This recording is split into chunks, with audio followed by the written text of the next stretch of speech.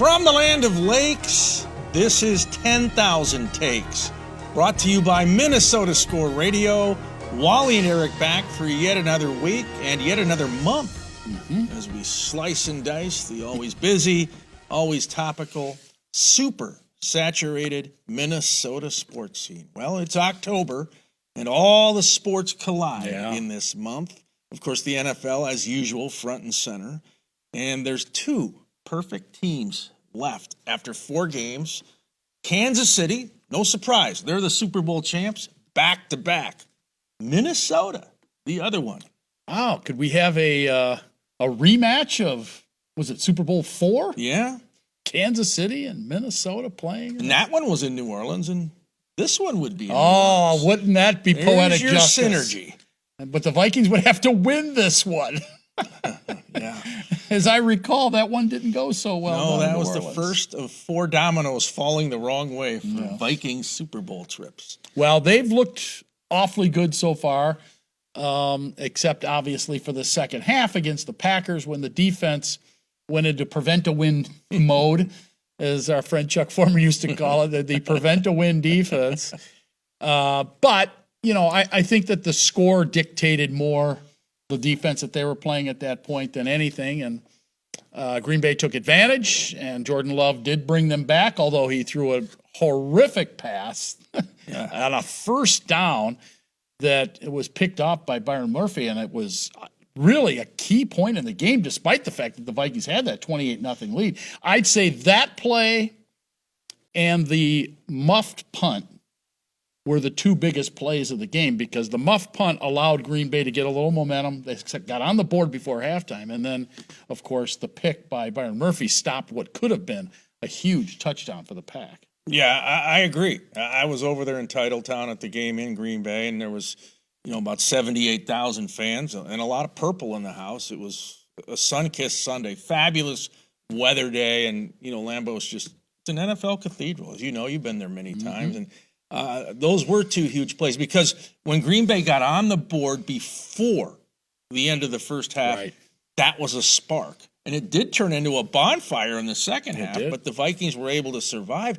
And I can't believe the throw Jordan Love made. And I like him as a quarterback. He had career highs in that game for yards and touchdowns, but also for interceptions. He threw 3 of them, yeah. You can't be careless at the wrong time. He did that against San Francisco in the playoff game last season as well. That was very Brett Favre-like. You got to know when you can just heave it up. That was like a punt. Ironically, he came into the stadium that day with a Brett Favre jersey. Yeah, you're right. And it was a Green Bay Brett Favre, not the Jets or the Vikings. No. But look, I think the Vikings have impressed everybody. I mean, no doubt. Bottom line is they left Lambeau with a win. Yeah. A divisional win against your arch rival, a team that is going to be there at the end. No doubt. So I give them high marks in just about every category. And all the bounces seem to be going their way. Will Reichert, this kicker out of Alabama, he hasn't missed anything. Knock on wood. Extra point or field goal. Sam Darnold, 11 touchdown passes, 3 interceptions. Leads the NFL in TD passes. Justin Jefferson has those Velcro hands. The defense, except for the second half against Green Bay, has been unbelievable, dominant. What's there to complain about? I don't know. We'll find out as they go up against their old friend Aaron Rodgers and the Jets on Sunday in London, of all things. I know you're excited to get up early Sunday morning and watch football and spend your day watching. So that would mean you could watch football from 8:30 in the morning until, 11 at night, basically. Basically. Yeah, you can just devote your whole Sunday to the NFL. Just hunker down. Pass. Yeah, that's too early to get up for a lot of us. Yeah, it is. Okay. I want to make a few comments on the Twins before we move on, because we are going to talk some more NFL with Charles Davis of CBS coming up here in a minute. But the Twins season obviously came to an abrupt end. They were a wild card team, if not chasing for the division title most of the season, and right up until the Friday before the end of the season they were in it. And it just all fell apart. I mean, they just could not win down the stretch. They didn't get any help at the deadline with a trade or any pickups or anything like that. I mean, Cleveland went out and got a couple of guys that cost them nothing. They got Alex Cobb who's going to pitch for him in the postseason. They picked up Matthew Boyd, and it cost them nothing. Why couldn't the Minnesota Twins do something like that? Because they desperately needed more pitching down the stretch. Yeah, and that's what everybody in Twins territory is asking. Why did the Twins not add some pieces so they could punch that playoff ticket? And then who knows what when you get into the postseason. This is a Minnesota meltdown of epic proportions. No doubt. I mean, about late August, there were 90% chance of making the playoffs. And the way they finished, going basically one win in their last 8. 1-8, and 6 of those games at home, 3 against Miami, a triple-digit loss baseball team. And it almost felt like they had mailed it in. The body language wasn't good. I'm not sure that locker room is good right now. Maybe it went toxic after Rocco threw a bunch of guys under the bus. Remember the game they blew against Kansas City on Fox on a Saturday night when Bailey Ober looked like Nolan Ryan and Rocco yanked him for whatever reason? The laptop algorithm told him it was time to take him out. Yeah, I don't think they recovered from the sweep at the K down in Kansas City. And I don't necessarily disagree with you, and I think that they should have gone a different direction. We're going to bring all the same characters back next year. You're going to get Rocco back. You've got Derek Falvey coming back. I'm fine with Derek Falvey coming back, but Joe Polad's coming back too, man. He's your owner. And he said he made a business decision. That's why they didn't, up the ante and spend some more money on free agents or on whoever they were going to go out and get or trade for somebody. They did not want to make that move because it was a business decision. I think it's a bad business decision because now you've got fans that may be walking away from you now. Yeah, historically the Twins have been coupon clippers. Going back to the days of Calvin Griffin. Well, if you're going to stay status quo, here's something they can do that won't cost one penny. Change the culture. Get rid of this reliance on analytics and pitch counts and plan days off. And that isn't just Rocco. He's told to do that from Derek Falvey and Thad Levine. And obviously the Polads sign off on it. Change your approach. Get guys who grind and go out every day and play old school baseball because it can't be any worse than what we saw in September. That's for sure. All right, we are going to talk some more football as promised. Charles Davis from the CBS broadcast of the NFL joining us next. Yeah, 10K takes your Twins ticket. Finding the ideal place to stay is important for business travelers. Lakeville, Minnesota is conveniently located off I-35, just south of the Twin Cities with a variety of hotel choices. Lakeville offers convenient amenities such as shopping, walking trails, golf, and more. Our unique meeting spaces, historic downtown, live music, and over 60 dining options are sure to impress. Book your next stay in Lakeville and experience convenience, comfort, and quality. Find your perfect hotel at visitlakeville.org. I've been meaning to give you these for many years. I think they're perfect.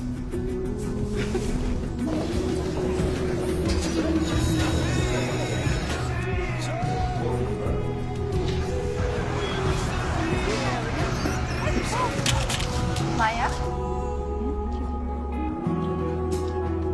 Oh, I love your earring. Why didn't you try these? It isn't just about vision. It's about care. Nobody cares for eyes more than Pearl. Minnesota scores 10,000 takes continuing along, and we're going to talk some more National Football League with longtime CBS analyst for NFL football, Charles Davis. Charles, first of all, welcome to the show. Secondly, I know you did the Vikings game a couple of weeks ago. What did you see in that Vikings team that maybe you weren't expecting? And I guess Sam Darnold rises to the top of the list for most people in the way he's played. But what are your thoughts? It was something that wasn't on the field, to be frank with you. It was the air of confidence around the organization, obviously emanating from the head coach outward. Now, I'm quite sure the GM feels that way, but the GM's by nature, Kwesi's going to be a little more, reserved, right? GMs aren't necessarily going to jump out there. They like to let the coaches be kind of the face of what's going on during the season. But I think that between the two of them, they felt like they had a good team before the season began. This was not, oh, wow, Sam Darnold played well, and now we're starting to get the fever and we feel good. They felt like they had something going before we ever kicked off, dynamic or not. And it has come to pass that their confidence has been well placed. Because you're right, it does start with Sam Darnold. Like, the outside world is like, what is going on? What is happening? Well, the backstory that you guys already know is that Minnesota targeted him as a free agent to go get him. They knew they wanted to go get another quarterback that they could grow with down the road. But they felt like Sam Darnold had great potential for who they were as teachers, as coaches, as an organization, the type of offense they would run. They loved the attributes he had. They loved his brain. And remember, scouting doesn't stop when a player gets picked by another team. You keep scouting. Right. And you have your scouting report from that time. And Kevin O'Connell told our crew, and I'll stop here, heck, I knew him as a high school kid. The first time I saw him was at the Elite 11. Then, of course, we did all the work on him as he was coming through college. So he didn't go into this blind. He had an affection for him and thought that this was a kid that in our system, with our coaching and our people, he has a chance to be pretty good. And bottom line is it's very simple, right? You draft J.J. McCarthy, he's your future. You don't know when you're going to play him. And now McCarthy's hurt, and Sam Darnold gets a year-long audition because McCarthy's got to get the job at some point. But now Darnold has auditioned for the rest of the NFL. And boy, what a great audition through 4 games. Yeah, no question. 11 TDs, 3 picks. What about Brian Flores and this Minnesota mayhem and the chaos and the confusion on the defensive side of the ball? Charles, what I'm impressed with is these pieces they brought in the offseason, Jonathan Grenard, Blake Cashman, Andrew Van Ginkel, finally Stephon Gilmore to patch up the secondary. They didn't seem like, major moves at the time, but boy, the cohesion is remarkable. Yeah, it kind of felt like the island of misfit toys when you first started to put it together. But then when you see it as a group, it's incredibly cohesive and gorgeous to watch. Grenard, like the game we had against Houston, I still am going back off of post game when he got the 3 sacks, and he's like, they sent a rook to block me, a rook tight end, 1-on-1. Were you crazy? And of course, he had something to prove because I don't care how amicable it is when you leave a place. That place is telling you we're not keeping you. Yeah, no doubt. I want to circle back to Sam Darnold for a moment and ask you, there's been a lot of chatter here now in the Twin Cities the last week and a half or so, particularly now after 4 games of Sam Darnold being very good. Should the Minnesota Vikings approach him now and say, look, we'd like to keep you on and sign you to an extension of another 2 or 3 years? And then from the Sam Darnold perspective, should he say, nah, I'll wait till the end of the season and, do that, let everybody else see what I can do for the rest of the season, and see what comes of it. Although if you do that, you risk injury and not knowing. Sure. What are your thoughts? Absolutely. I love your question. And I think that in a perfect world, if you're Minnesota, of course you're going to approach him. But if you're Sam Darnold, you love the approach, but what's your number one question to them? Okay, I like the approach, but what are you telling me about next year? Do I go into the season as the incumbent and I still keep playing while I play well? I would think so. Or do I become the guy that becomes the guy behind your rookie because he's going to have to play, and how early will that be? And it all comes down to, what does Sam want to do with his career? I think the 3 of us can safely say that at this moment, the idea of him just voluntarily becoming a backup doesn't seem like that would be in his head. I think what would be in his head right now is the idea that if you don't want me to truly be your starter, I know how this league works. There will be people that will want me to be their starter next year. So you're right. Is it a risk? But I think that where Sam Darnold's coming from is a former number 3 overall pick who's had some contracts and cashed some checks that are probably pretty significant already. I think that's a gamble he would take to say, well, let's just wait and see.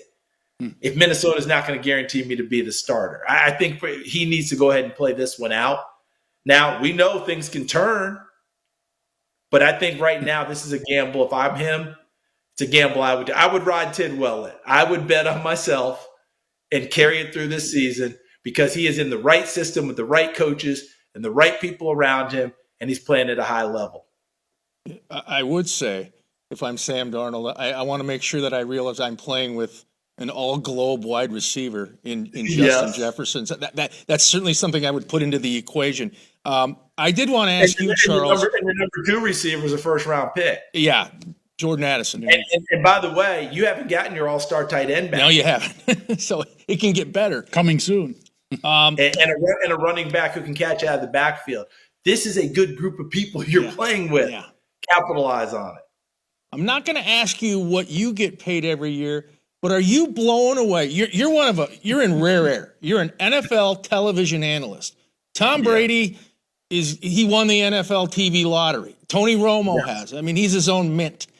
Are you aware on game day how visible and how your position, and along with Ian Eagle, the guy you do the games with on CBS, how this is just blowing up? It's I think it'd be disingenuous to think we're not aware. But I also think that come game day, that's not your focus, not what you're thinking about at all. You're just trying to do your job, do the job to the best of your ability. And you do realize that almost no matter what you do, there are going to be plenty of people who think you're lousy at your job. That's just the nature of the beast. It's just how it works. But you do the best job you can, put on the best performance you can, call the game the way you see it, and make sure you're trying to stay down the middle even. Now, when one team blows out another, you're going to talk about the team who's doing the winning more than the other. It's just the way it goes. But you just do the best you can. Tom Brady won the lottery because Tom Brady is the ultimate winner, man. I mean, the guy, 9 Super Bowl appearances, 7 Super Bowl trophies when you count Tampa. So I guess it's 10 appearances. I think it was 9 with New England. When you do all those things, we want to hear what you did. What is it that he has that the rest of us need to hear? That's why Tom Brady's winning that lottery. Tony Romo worked his way into the lottery because he hit like DEFCON 1 from game 1 when he went to CBS. He was doing it in a way we hadn't seen done. And guess what? He changed the whole course of everyone's salary as a number 1 broadcaster. So if you're on the number 1 line, you need to write a note to Tony Romo and say thank you, because he exploded that salary for everyone. Now, as I've told Tony, it'd be nice if you let it trickle down to number 2, bro. Like that. Good luck with that, Charles. These guys, these people have changed the course of it, but Tony changed it because Troy Aikman's always been excellent, but he wasn't making that kind of money till Tony's salary went up there. Right. Yeah. Collinsworth's always been excellent. That money jumped up for him because of Tony's money. And, of course, Brady has now exceeded all of us, but that's not real. Like, you got to just take Tom Brady in a whole different stratosphere and just deal with it, right? No one's going up to that type of number other than Tom Brady.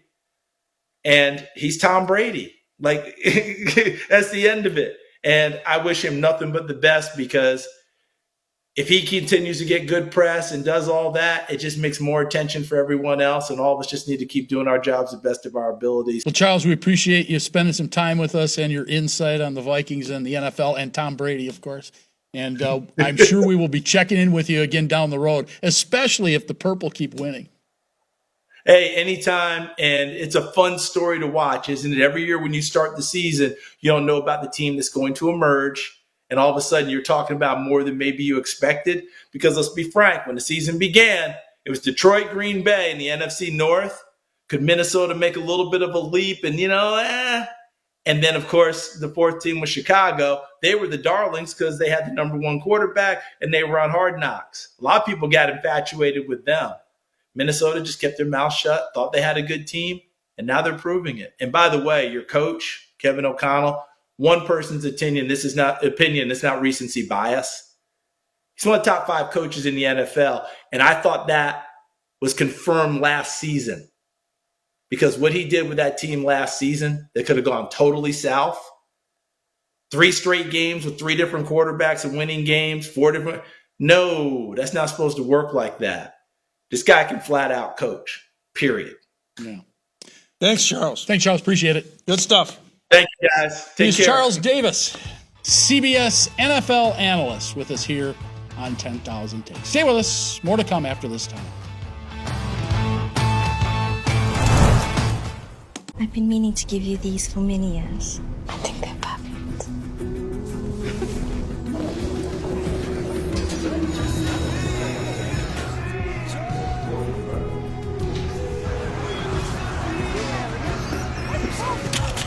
Maya? Oh, I love your earring. Why didn't you try these? It isn't just about vision, it's about care. Nobody cares for eyes more than Pearl. You can visit llcoolj.info to understand what the government grants really hit for. You can visit llcoolj.org.com to make sense. Whatever you sell, the government's buying it. You don't need an LLC or an S corporation. We the people. We already pledged allegiance to this nation. It's up to us if the bell toll of freedom rings. That's word from Olivia's child, Sammy's favorite sibling, and I'm out.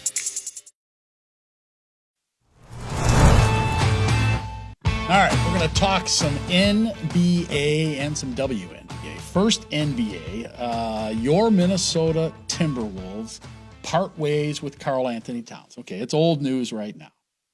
But my question now becomes, how do they spread that wealth now? Okay, because you bring in Julius Randle. You've got Naz Reid. Obviously, he's going to get more minutes, right? You would think anyway that he's going to get more minutes. Who those points going to go to? Who's going to take over some of the offense that was left behind by Karl Anthony Towns? And who's going to get more opportunities? I heard Chris Finch talk about Jaden McDaniels perhaps getting his number called more. What are your thoughts? Well, I mean, the Timberwolves are a deep team, and they have great length. So I think they feel like they can spread the wealth and go, 8, 9, 10 deep on the bench. That could be the rotation for Chris Finch and the Minnesota Timberwolves. But I've had some time now to process this cat trade. First of all, when I have time to think, that's dangerous. It is. First and foremost, if you're talking about greatest players in the history of the franchise, it's easily Kevin Garnett, number one. Maybe Kevin Love, number two. But remember, he never played a playoff game with Minnesota. Yeah.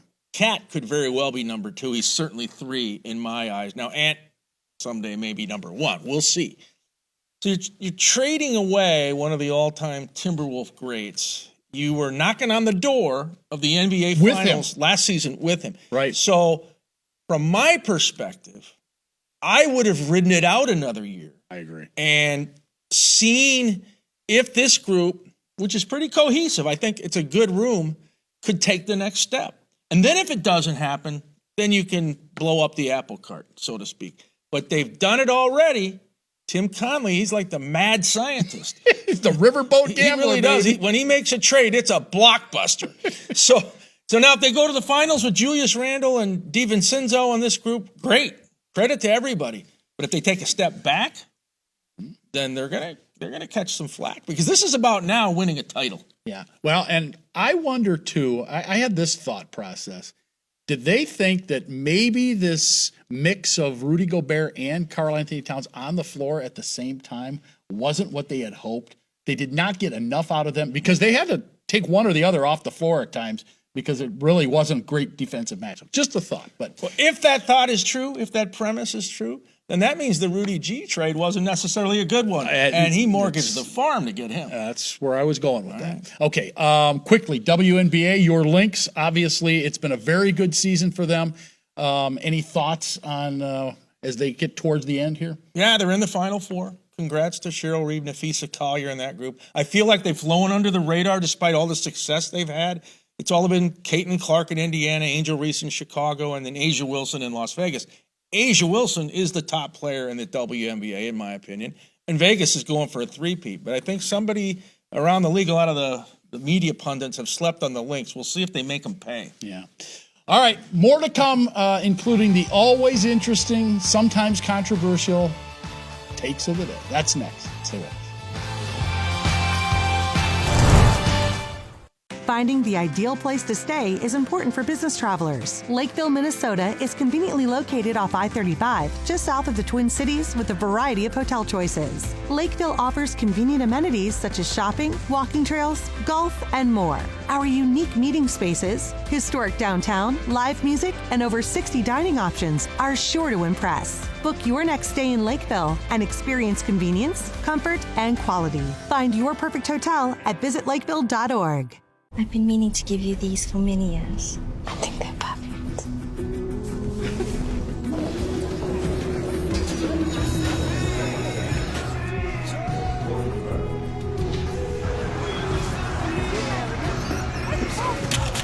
Maya? Oh, I love your earring. Why didn't you try these? It isn't just about vision, it's about care. Nobody cares for eyes more than Pearl. 10K takes on television as we wrap up yet another episode. Big shout out to the viewers in the Twin Cities, St. Paul, Minneapolis, and the overdeveloped suburbs. And they're going to find out what your mood is. Takes of the day, Giddy Guardian, Baked Brownie, Angry American, maybe something else. Well, how much time did you spend at Target Field that final weekend of the regular season when the Baltimore Orioles came in and stomped the Twins 3 straight? Yeah, I went to Titletown for part of the weekend. So you were in Green Bay, so you did not get the opportunity to see that lovely series. Well, probably a good thing. They didn't look very good. Probably a good thing if you were there and thought you might wear a T-shirt that said Fire Rocco, or if you were going to carry a sign in that said something derogatory about the Pohlads or the ownership or the Minnesota Twins. So apparently, several fans were either turned away or thrown out of Target Field for having such paraphernalia, if you will. You know, nothing vile, nothing obscene, just shirts that said Fire Rocco. One guy had a shirt that said Fire Rocco, Go Twins. Now, this is a season ticket holder. He's passionate about the Minnesota Twins. And this other guy had signs that said defund the Pohlads, and another one that said penny pinching Pohlads. So what? You're going to throw them out of the stadium because of that? Give me a break. Come on, Minnesota Twins. You're way better than this. Look, all you've done is call attention to this. Just let it be. It would have gone away. We wouldn't be talking about it now. It wouldn't have been all over social media. It would have been nowhere. But no, thin skin has cost you some bad optics now. And not only was your team bad, but the optics are bad. You failed down the stretch. Just admit it, walk away, and say we'll do better next year. Although I'm not sure that's going to happen. You're bringing back the same cast of characters. Stop rearranging the deck chairs on the Titanic. If you're going to do something, do it. Maybe fire Rocco. I don't know. But if you bring everybody back, what is that? If you don't study history, you're bound to repeat it? Okay, well, here we go again. That's all I can say. All right, well, let's check that mood meter. Oh, yeah, Grumpy Guardian, as I suspected. All right, well, my take of the day, as most fans here in Minnesota know, the 4-0 Vikings are across the pond this week. They'll take on the New York Jets, London, UK, Tottenham Hotspur Stadium. Look, I got nothing against going over to the UK. I went on a trip. It's fun. But you don't need to go there and have the NFL mixed in. Look, NFL, quit doing this global stuff. No more Brazil, no more UK, no more Germany. Keep the games in the USA. Do you realize how much money this game is costing the city of Minneapolis to have it not played at the House of Noise? Hotels would be full. Restaurants and bars would be full. Viking fans would be coming in from all over the upper Midwest. New York Jet fans would be coming in. Instead, it's just going to be a normal Sunday in Minneapolis. It's also costing me money. I got gigs with SiriusXM and Odyssey and 10K takes. I can't work the game. So enough with London. Plus, Aaron Rodgers in a different shade of green coming back to Minneapolis, that would be worth the price of admission. Good theater there. But no, they got to play it in London, where all they care about over there is rugby and soccer. Quit force-feeding your product on other countries' NFL. That's for sure. All right, we got to go. Thanks for tuning us in. We are 10K Takes, your sports picket.